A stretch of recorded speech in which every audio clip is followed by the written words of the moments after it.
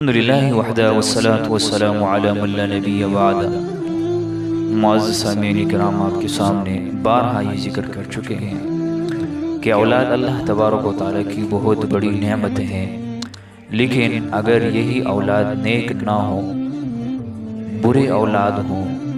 تو وہ نعمت کے بجائے انسان کے لیے زحمت بن جاتی ہے، انسان کو طرح طرح سے تنگ کرتا ہے۔ یہاں تک کہ بعض لوگ تو اولاد سے تنگ آ کر یہ دعائیں کرتے ہیں کہ کاش ہماری اولاد نہ ہوتی۔ تو اس کے لیے یہ دعا ضروری ہے کہ آدمی اولاد کے ساتھ ساتھ یہ بھی دعا کرے کہ اللہ تبارک و تعالیٰ اسے نیک اولاد عطا فرمائے۔ اسی لیے آپ کو ایک عمل بتاتا ہوں کہ جس کی وجہ سے اولاد نیک بخت پیدا ہوتا ہے، وہ یہ ہے کہ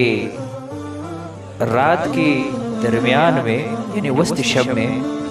سورہ فجر کو پڑھ کر پھر اپنے بیوی کے ساتھ ملے تو انشاءاللہ تبارک و تعالی اس سے جو اولاد پیدا ہوگی وہ نیک بخت ہوگی۔